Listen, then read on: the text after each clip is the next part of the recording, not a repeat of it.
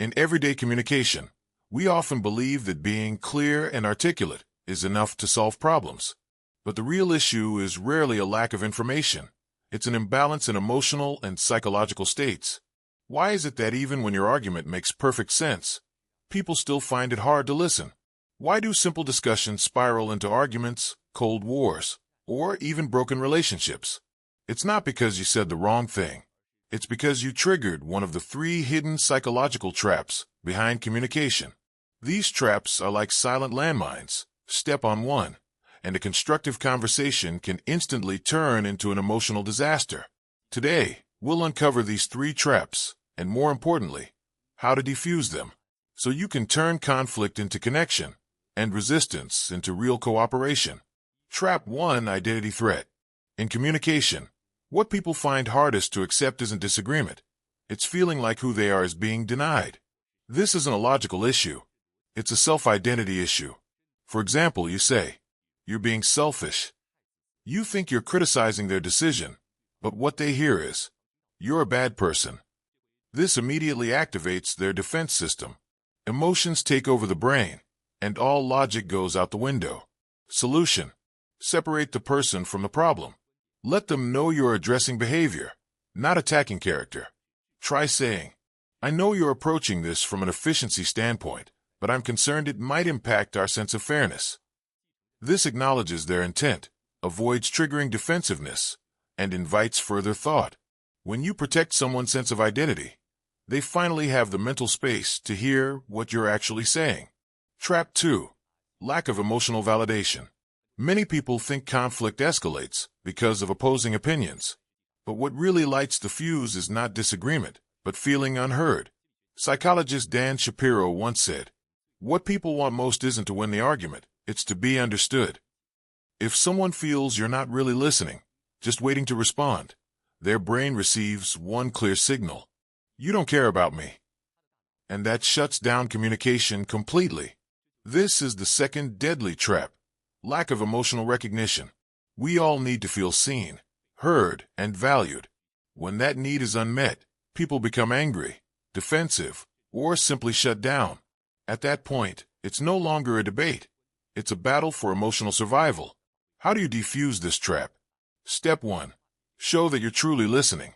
Not just nodding or saying, "I get it," but reflecting back their core concern. For example, "I understand your concern is that investing resources now might mess up your budget on that side. Is that right?" That one sentence sends 3 powerful signals. I'm paying attention. I got the main point. I'm thinking from your perspective. This sense of being understood is the most powerful calming agent in any conversation. Step 2: use mirroring to invite deeper sharing. A classic technique from former FBI negotiator Chris Voss. When they say, "There's no way we'll make that deadline," instead of arguing, gently repeat the last few words. "No way to make it," in a soft, curious tone. Then pause. Say nothing. That silence invites them to continue. "Yeah, we're short-staffed, and the last project still isn't done." See the difference? What started as deadline pressure now reveals deeper issues: time, resources, manpower. That's when you've uncovered the real root of the conflict. The best communicators aren't the most persuasive. They're the ones who create space for others to speak and feel heard. Once people feel heard, there's less arguing, more cooperation, less resistance, more trust. Even in disagreement, they're open to your perspective. So next time you feel stuck in communication, don't rush to explain.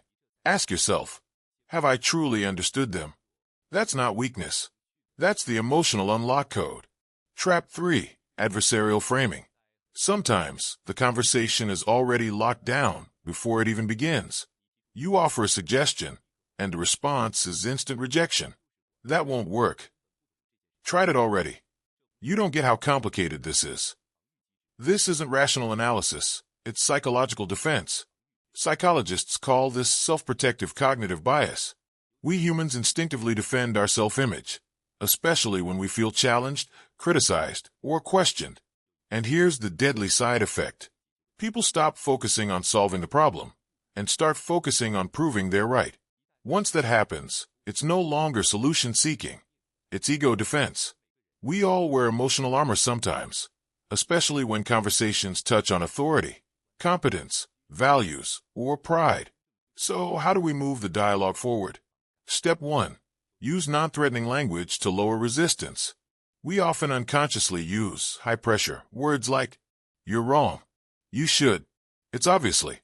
You may think you're stating facts, but they hear, "You're belittling me." Instead, try gentler, collaborative phrasing. "I wonder if we could look at it from another angle? What if we tried this approach? Do you think it might work better?" This isn't sugarcoating. It's lowering defenses so they listen, not fight back. Step 2. Use issue separation to divide the person from the problem.